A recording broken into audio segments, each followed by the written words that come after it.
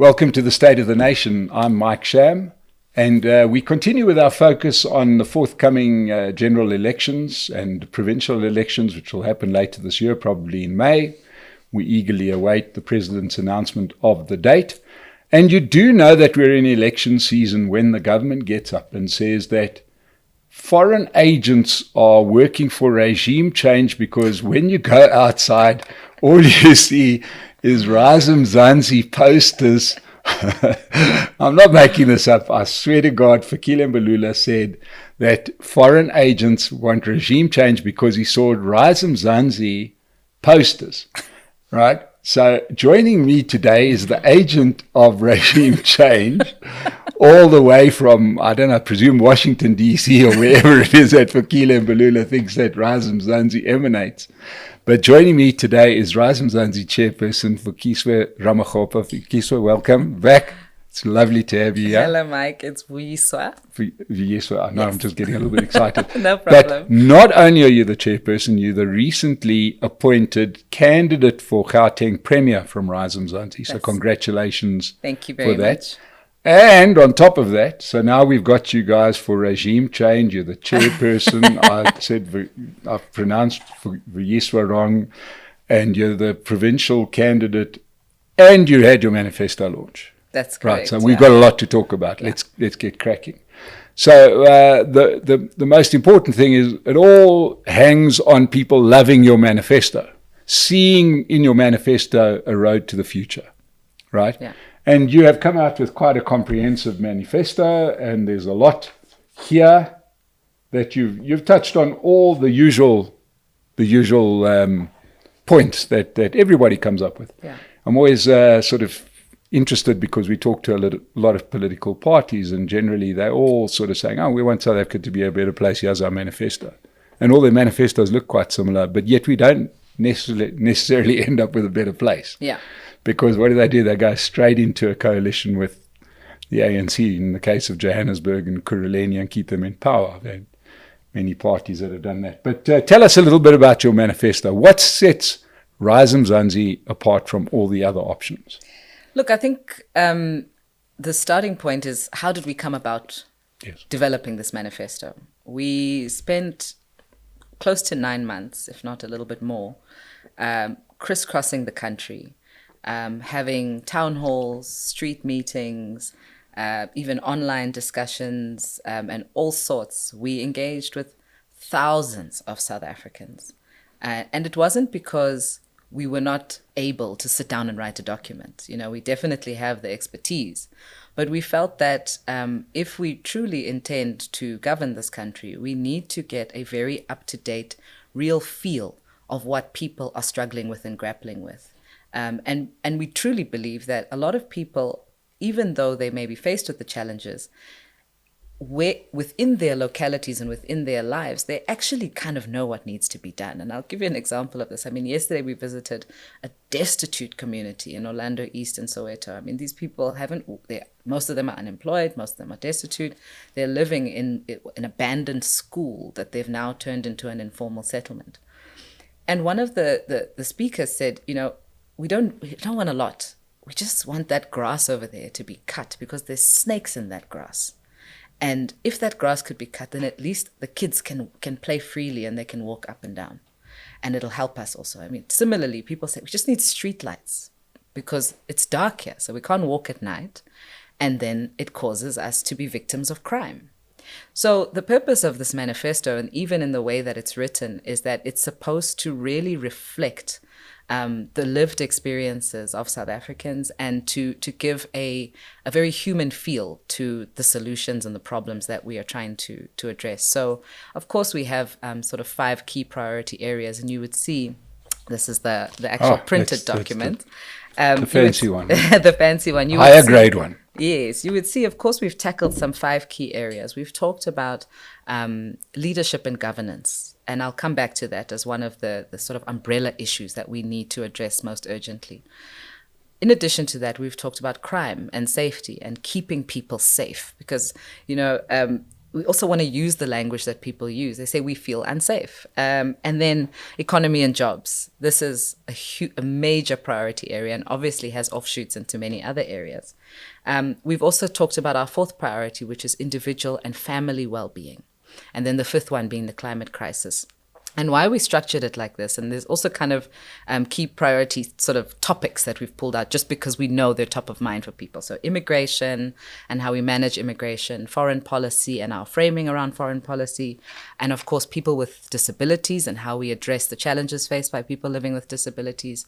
And lastly, and this matters very close to my heart, which is the question of nation building, because we think that we can't just be a country full of people. If we want to be able to move forward and drive the development agenda, we have to have a plan of how we build a nation. So why did we structure it like this again? Is that so a lot of people open this document and say, we don't see education as a topic. So clearly you guys don't care about education. We don't see public transport. So clearly you guys don't care. But we're saying a lot.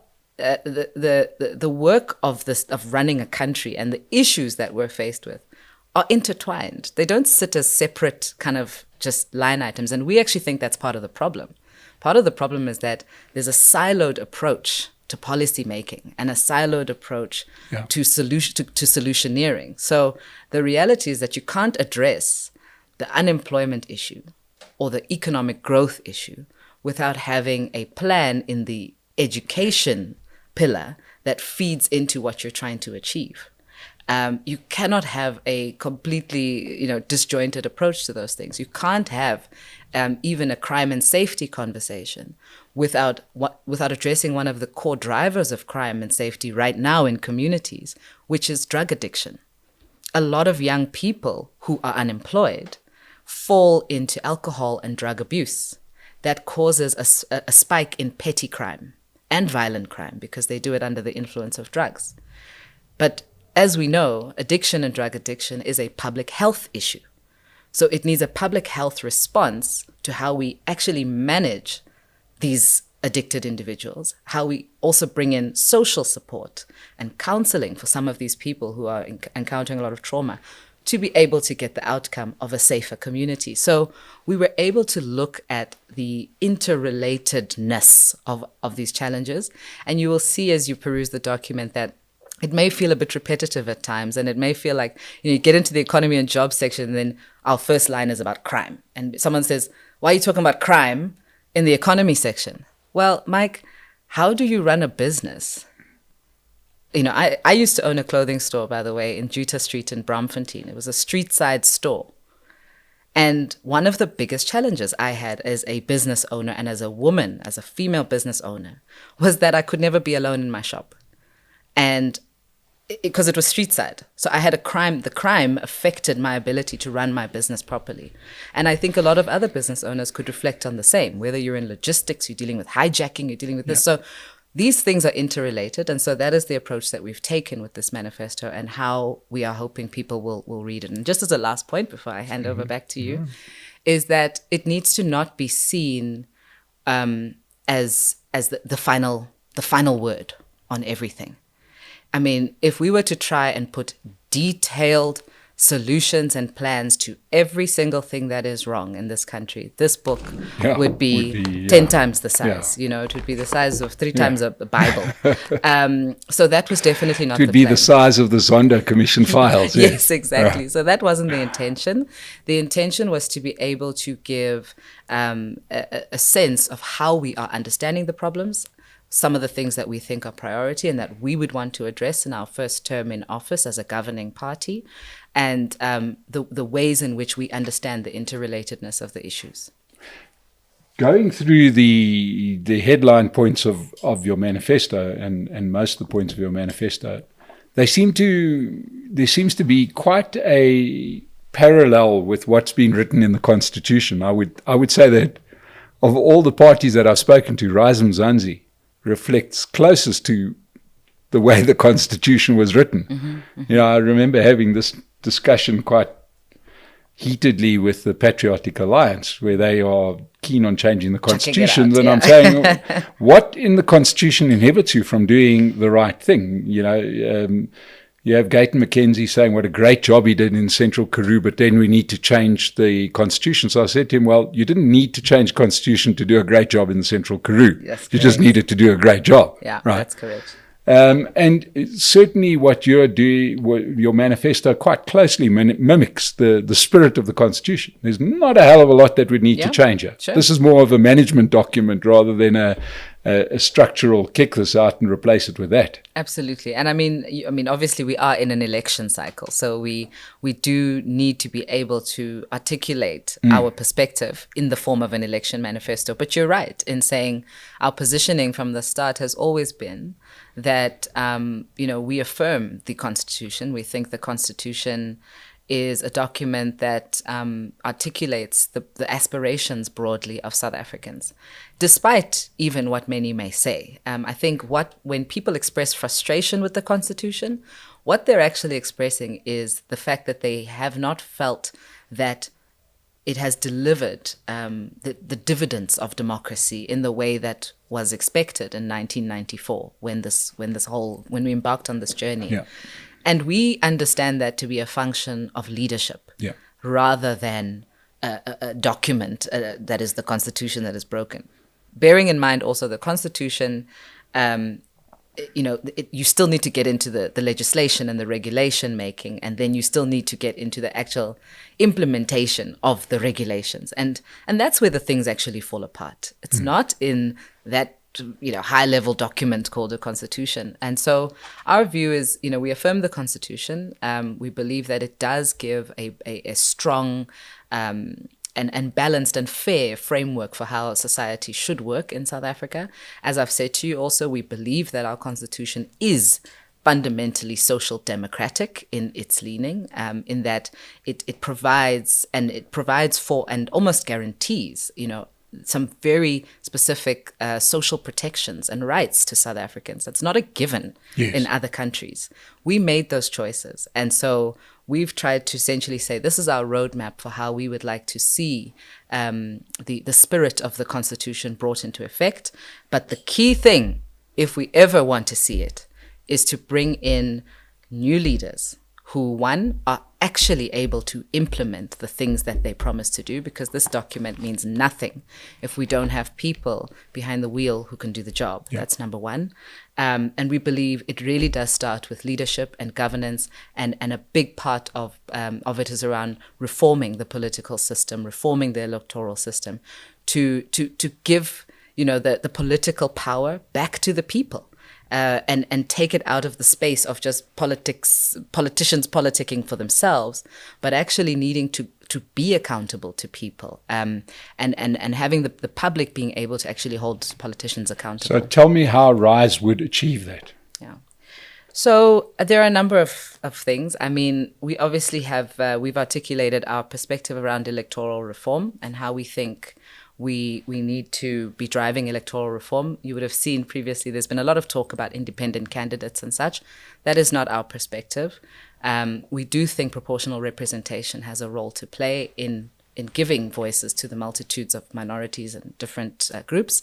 However, we think we need to be moving towards a constituency-based electoral system, and being able to have representatives both at national and provincial who are directly linked to constituencies, number one. But here's the actual kicker.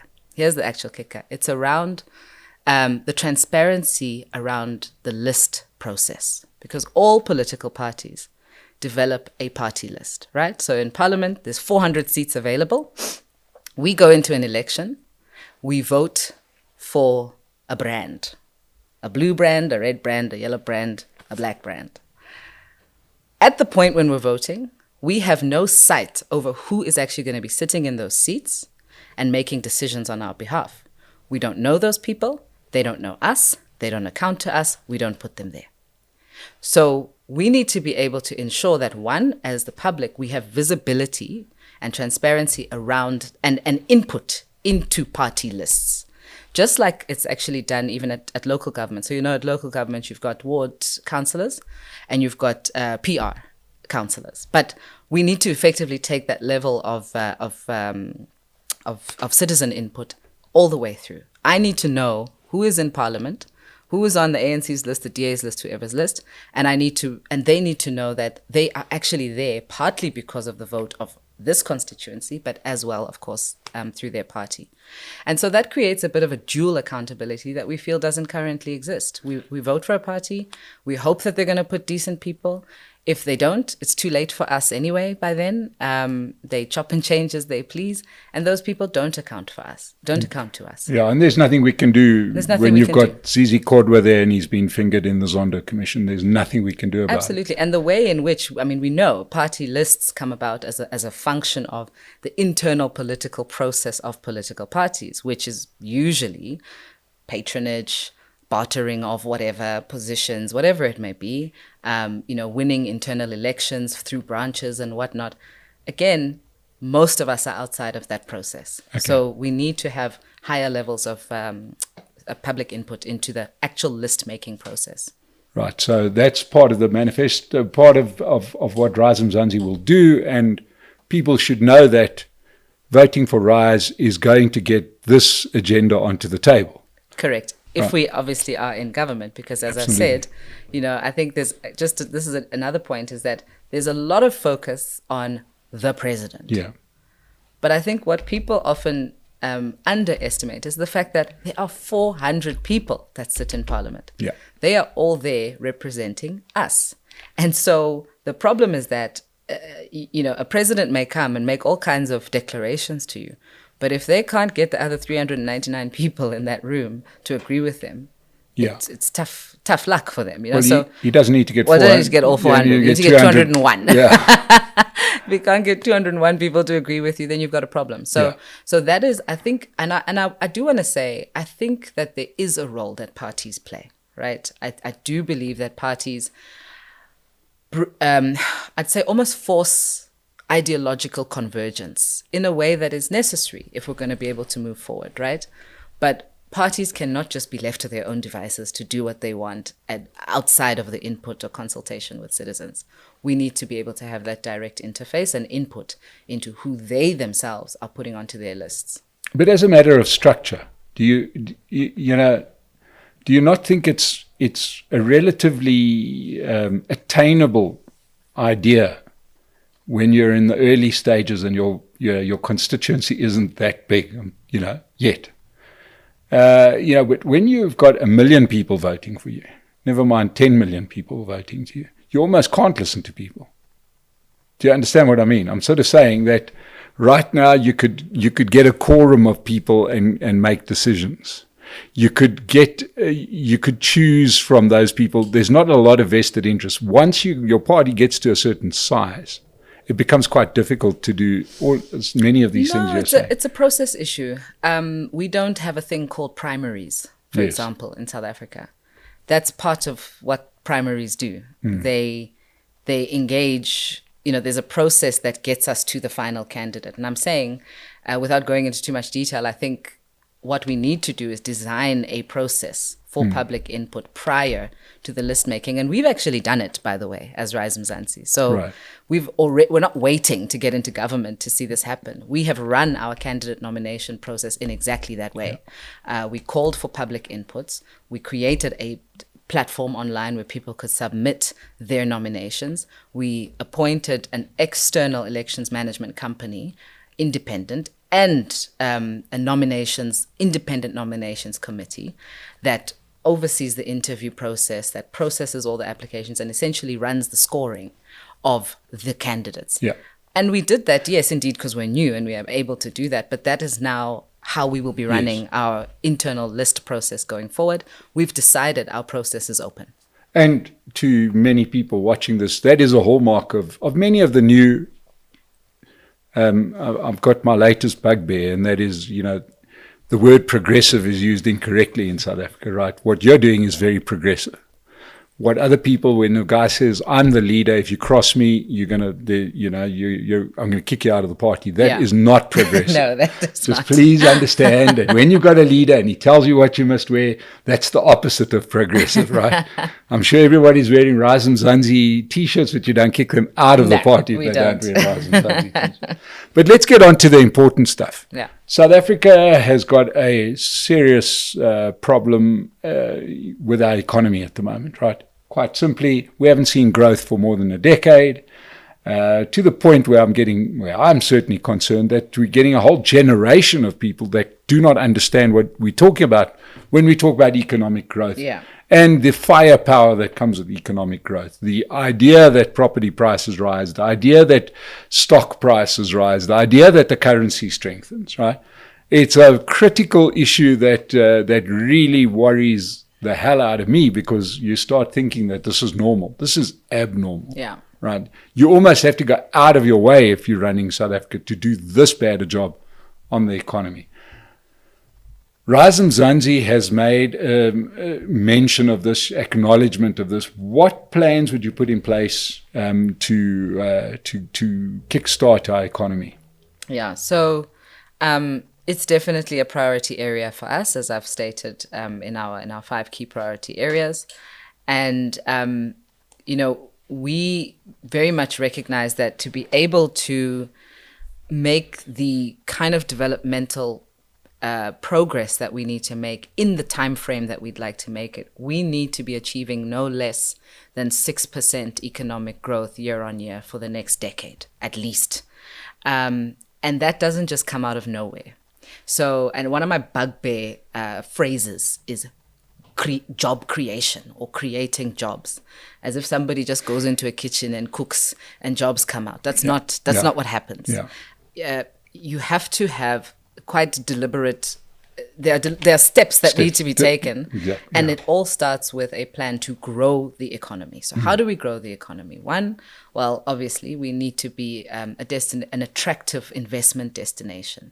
And again, that doesn't come from just going on a roadshow and saying, hey, invest in us. You've got or putting somebody who may or may not be a doctor in charge of investment. You can't just have an investment conference, by the way, and then have people making fake pledges for trillions of rands that doesn't obviously yield anything. So you need to be an investment-friendly destination. That's number one. And I'll come back to that. But besides that, we need to have a very clear industrial policy in place that then gets implemented. So, I mean, you would have seen, and you're slightly older than me. Hey, I've just had a rough life. I said slightly.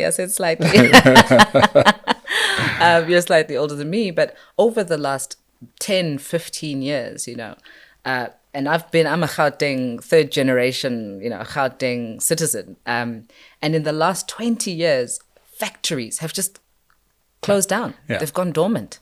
Whether you're talking about factories here, what's this place next to Greyston? Anyway, all the industrial precincts are like completely dead.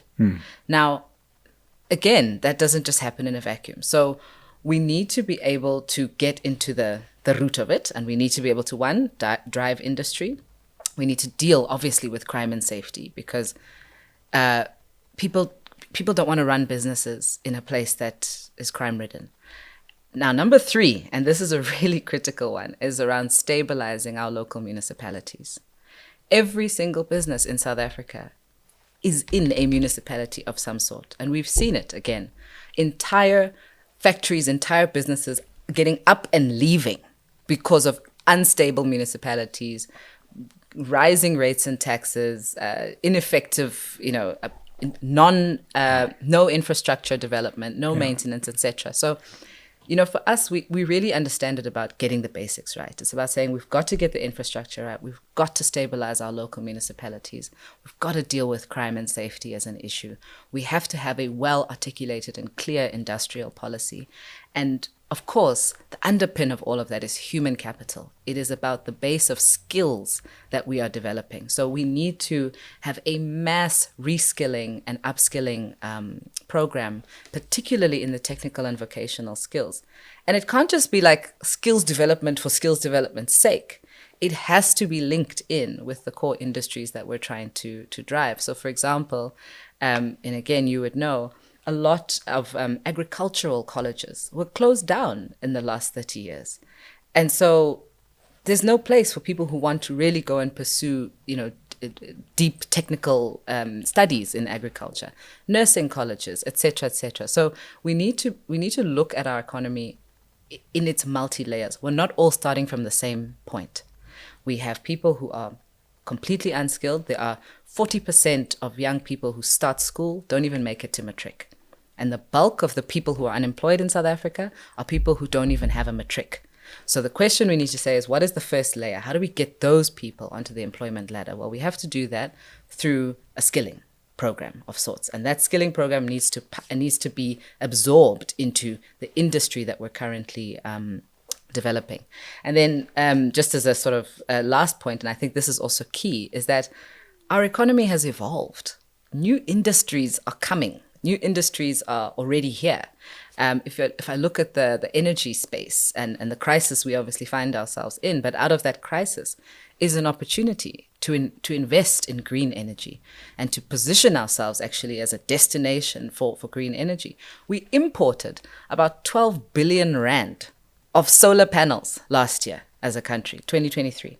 I mean, imagine if we had been able to produce or even take on some level of production within that value chain and the impact that would have brought to the economy and so on and so forth. And the downstream that comes from that, the work that people can get from installations, from reselling, from maintenance, etc., etc. But again, it's about then ensuring we've got the skills pipeline into that industry that we then see as a strategic industry. So, and then this is also just a last point, and it talks to how we also understand the economy of care. And the economy of care, it sounds a bit airy-fairy, but it's not. It's actually, the reality is that 51% of our country are women. A lot of those women are mothers. And in fact, 40 to 45% of households in South Africa are headed by women. So they are actually the primary breadwinners in a lot of households. And so we need to be able to enable women to be freed up to go and actually work in the economy. So currently what you have is a case where a lot of women actually have to stop working because the cost of childcare and the choices they have to make around childcare is just, they can't do it. The cost of transport is also too high. So they have to choose between food and transport to get to work. So there are some really massive kind of structural issues that we have to deal with, but we think it's also just about getting the basics right. Get the local municipalities working, rule of law, just get law and order back in place so we can deal with crime and safety as an issue. And as I'm saying, become a place that is welcoming and inviting to investment. And there's a whole suite of obviously things that would need to happen to enable that. You mentioned many of these industrial areas that are lying dormant, and it's unbelievably concerning for a country like South Africa that could definitely, that would be the gateway to that economic, that 6% economic growth that you need, that we all need. But certainly one of the sort of biggest factors has been that in the last decade and a half, South Africa has become openly hostile to business people in South Africa, so much so that you start wondering if it's worth fighting the red tape, fighting the regulations. You mention all of the structural issues. It's not just about that. It's also about creating the environment and actually wanting those industrialists to be operational in your society. Now, quite clearly, the ANC government doesn't. Where does Rise Mzansi stand on being more business friendly across the board? I know you've spoken about municipalities, etc., but there's issues of red tape, there's issues of legislation that makes it unless you start saying I'll pack this up. The real IP is sitting in my brain for me to go and start my steel company making microphone stands I can do in Australia. Yeah. Look, I think our view on this is quite well known. We don't believe that the current crop of leaders and the current governing party have any sort of, it's beyond desire. We just don't think there's even any will or new ideas or even practical understanding of how these things work. And this is why, as simple as it sounds, what we're saying, we have a leadership crisis. We need new leaders who have track record, who have worked, who understand some of these things. Vuyiswa, is I understand that. Yeah. And I know that you get that. But as much as you're in favor of the Constitution and so on, as am I, a lot of things have been allowed to creep in there that have become deeply business unfriendly. Now, I'm not hearing that in what you're saying. I'm hearing you go halfway, which is sure, we had the classic case of little towns where big companies have said, please fix up the roads or we have to leave, fix up the water or we have to leave. This is critical. And nothing happened, and eventually those companies left. But this is what I'm saying. That's half of the issue. The other half lies in regulatory roadblocks. Okay, we now have, you mentioned that, and I know that you've been in business, you need to, half your day is taken up by compliance with this regulation, that regulation. Other businesses in other countries don't have that. Yeah. Where do you stand on that? Are you pro relieving some of that stress on business, or are you going to leave the current business legislation in place, especially regarding red tape, as well as? I'm not sure what the red tape. Which legislation is that? Look, I mean, we have laws that have gone sort of mad, right? When it comes to from tax compliance to registration of companies, these. But like the JSE, for example, has massive red tape. Sure, and so it should, because the listings requirements on the JSE are absolutely insurmountable for many companies, and so that's why they themselves, a lot of companies choose to delist, right? So I'm saying, I think compliance is not standing in the way of people running businesses, right? I think what is standing in the way is when you have what I'd call almost a I don't want to say malicious, but it's compliance regulations that are not in tune or in step with where the industry is right now. And you see that happening on the JSE as well. Yeah. The pace at which things move and the way decisions are made, you need regulation that's responsive to that, is what I'm saying. And I think we don't necessarily have one thing that's a red tape issue. What we need to have on the other side of the table is people. So I'll give you an example. The president of Zambia, HH, one of the key things that he decided to do when he came into office was saying, I need to make sure that I have a cabinet of ministers who are competent, who are capable, and who are here to do the job. So that was number one.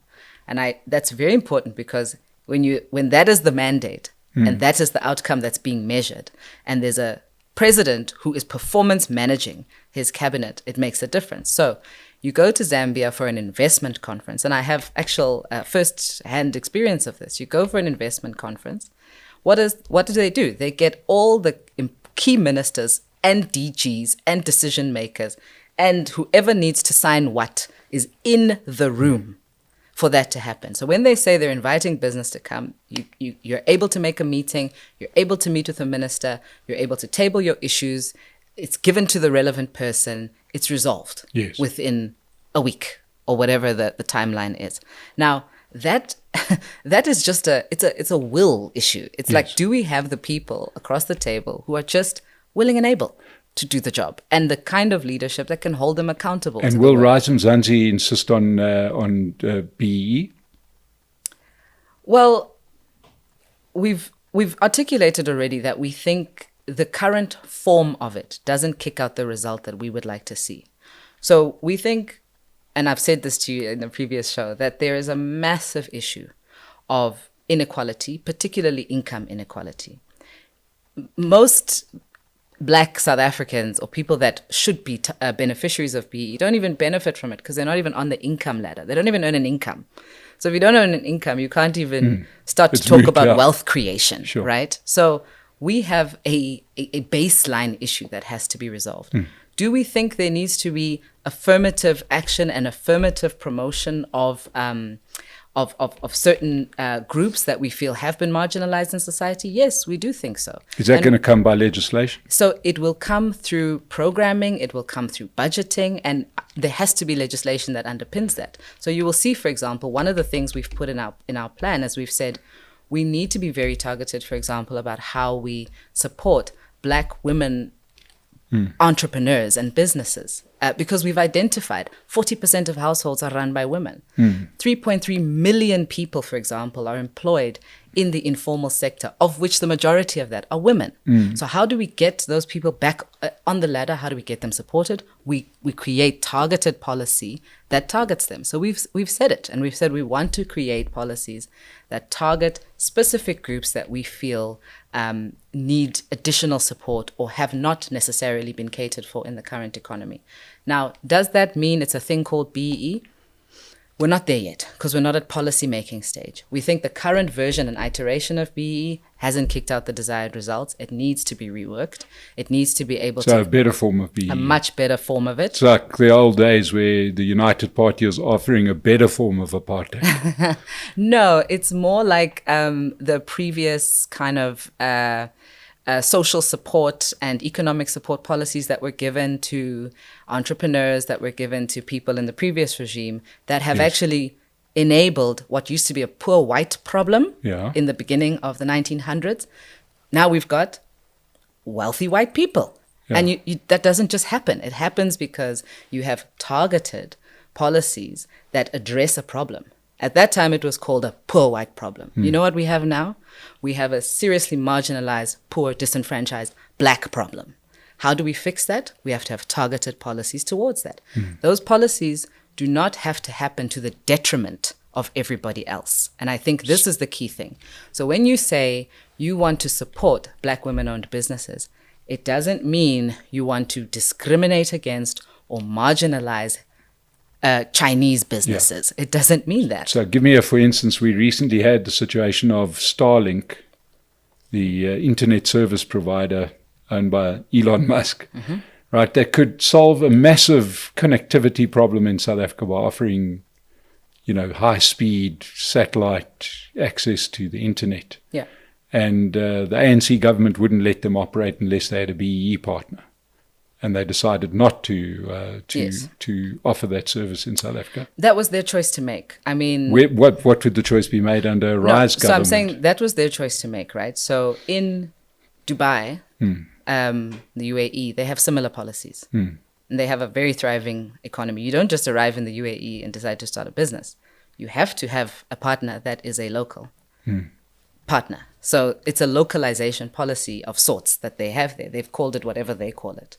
So I think conceptually that's not a problem. Where it becomes a problem is when the nature of the partnership is one that is, one, not value adding, and two, that is designed purely to siphon money or channel money from one side to another side for somebody who is not adding value to the process. I do think that we need to be very, there's no shame in requiring international investors who want to participate in our economy to also work with local South Africans. There's nothing wrong with that. But it's not about local South Africans. But it becomes a problem. Because I'm a local South African. But I wouldn't fall into that category. Sure, but it becomes a problem when the nature of that relationship is one that actually sort of subverts the whole thing, right? So if you're just there for your 30%, you are no better than the construction mafias that come on site and just demand their 30% for protection fees. I mean, this is where we are right now. We're effectively in a mafia state, And I think it's sad. It's really sad. BEE in the beginning of its journey, late 90s, mid 2000s, it did a lot for a lot of people. There are a lot of Black people, Indian, colored, and so on, that were given opportunities that would have otherwise not been available to them. I suppose the problem is that it has just gone now. It's been completely abused by the recent government, and it's now been given a dirty name. Because I suppose you mentioned early on that one of your objectives is nation building. I'm a South African. I've never been anything else. Am I part of the nation? In which case, to, am I part of the nation or not? You know what I mean? Yeah. So, that nation building is a big thing to say, It doesn't just happen during rugby matches. I agree. And I think it's by making everybody feel at home. And what we have at the moment is we have a domestic policy that pits one part of the population against another. Yes, Mike, you talk about making everybody feel at home, yes. for example. So when there is an application for a social housing development in Rosebank or in Benmore, and the entire neighborhood objects because they don't want poor people living in the neighborhood. They won't say that, but that's what it is. How is that making everyone feel at home? That is purely human nature, and it's going to happen everywhere. Everywhere in the world, it will happen. So then why? So I'm not saying it's right. I'm saying it's going to happen. So what I'm getting at is I'm saying nation building is a multi-tiered exercise. Yes. And it's not unidirectional. Yes. It's not about making only minorities feel at home. Yes. It's about making everybody feel at home and having a society that is fair, that is just, and where people don't have to exist on the peripheries of society. So we've put, for example, a number of different proposals. We've talked about, for example, language inclusion. Why is it that even in 30 years into our democracy, you cannot go to a top, I'm saying public school, and learn fully in your mother tongue and in English? Yes. So we believe, for example, bilingual education is important, not as some ideological thing, so that you and I can find connection to each other. Yes. I'm not always coming to your side. You must also be able to understand my language because it gives you a sense of my perspective, right? So we need to bridge the language gap. For example, we need to bring people physically closer to each other in the form of spatial planning and how we build our cities. And of course, the last part of that becomes economic inclusion. And so and I, by the way, am a product of that, Mike. I'm a product of that. I have grown up. I've gone to integrated multiracial schools. I have lived in integrated suburbs. I was born in Hillbrow in the 80s, which at that time was a rapidly integrating suburb. And so my perspective is informed by my lived experience.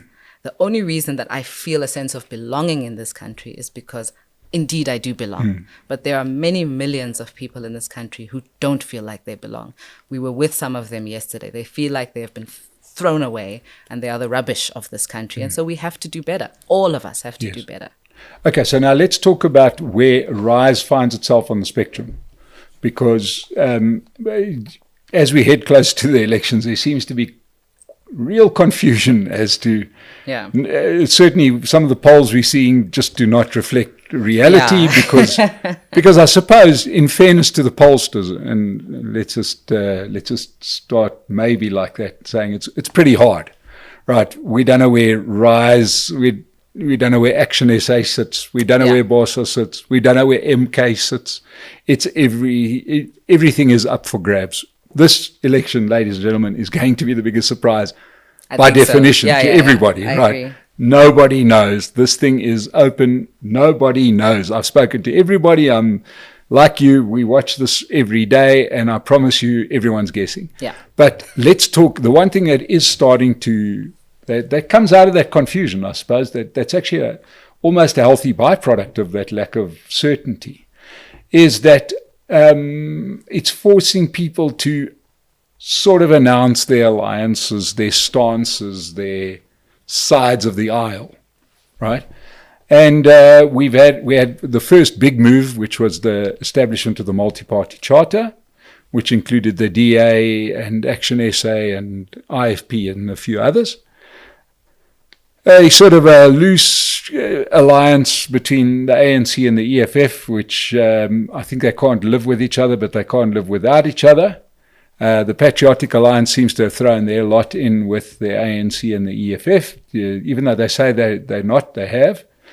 I haven't heard the EFF saying they're running with the ANC, though. Well, both parties say they haven't, but yet all their actions show that they are. I'm saying you can when a person tells you they are, they must believe it, and then they're in coalition together, and they have now voted together. They haven't voted apart. So quite clearly, That would be like somebody denying they're going out with somebody when they spend every weekend with them. So, But the EFF has been in coalitions with the DA as well. Not really. No, it's never been in coalition with them. They No, but I'm have saying that voted they with have them. voted with them. So Yeah, I'm but that's saying not in coalition. I'm saying they are actually physically in a couple of coalitions. So I'm using that as a yardstick, much like I'm saying the same thing about the Patriotic Alliance. Gayton McKenzie can jump up and down and say, the DA made me do it. No, I don't think that John Steenhuisen signed those papers for you. You are in coalition. You have... Okay, but now, so the politics of South Africa is rapidly heading towards this almost two sides of the aisle. Mm-hmm. Which side of the aisle is Rise Mzansi? Because you guys seem to have retained a healthy skepticism of the multi-party charter. Yeah. Your policies are very aligned to the ANC. It roughly looks like we'll just do a better version of that. Where does it put you? We're not on any side of the aisle. Mm-hmm. We have communicated our position as what we call the third way. We think that it is a false characterization of the landscape of South African politics to imagine that there's only two things, the MPC versus whatever the other crew is. The doomsday scenario. We think that is not true. In fact, we think there is a third way. We think that third way is the new center of South African politics in which we reside. There are a lot of new parties, like you say, that are bringing a new type of politics. And we think that we are putting forward a proposition that does not aspire to the old ideas and stratification of society in which these other players see it. So we don't align to any of that. And that's why we haven't gone to the MPC and we haven't gone into talks with anybody else. We are reimagining and envisioning a new center of South African politics in which we think we are crafting the agenda for that new center. And that's a center that, yes, indeed, the ANC once occupied, but they have vacated that space. Mm-hmm. And that space is sitting vacant. And we are occupying that space. We are, some will say we're center left, that's fine. But what we are essentially is a third way. We are bringing a new proposition. And there will be others, and there have been others, who've approached us and said, we don't like that or that. We like this thing that you're doing because it represents the future of the South African population and South African political scene. I just want to say as a kind of, the brand of ANC politics is sort of traditional liberation movement stuff. It is taking its last breath and we need to allow it to die a natural death. Mm. And when your whole existence is founded on being an opposition to that becomes a problem now. You're also trying to figure out who you are and you're self-actualizing and trying to figure out who you are now in a changing society. The bulk of voters are millennials, and we will hopefully see a surge of young voters. They don't subscribe to any of those worldviews, and they are looking for a new path, and we're offering them a new path. Well, ladies and gentlemen, I am a lifelong resident of the province of Gauteng, and I would rather have Vuyiswa Ramokgopa as the Premier of Gauteng than our current Premier of Gauteng. Thank you. There's no doubt. I am a big fan of the person that is Vuyiswa Ramokgopa, and Rise Mzansi offers an interesting perspective, a third way, as Vuyiswa has told us today. Lofty ambitions, looking for 7% of the vote. Can they do it? Well, you've heard from her today. I hope this has helped you or in a way confused you even more. That's fine, but as long as you pitch up and vote on the election day. Vuyiswa Ramokgopa, thank you so much for joining us on the State of the Nation. It's been wonderful as always. Thank you. To everybody that enjoyed this, we'll be showcasing a few more of the parties and hearing from them as we head towards election. Subscribe to the State of the Nation channel. We'll keep you in touch. To everybody that's joined us, thank you so much. We'll see you again on the State of the Nation.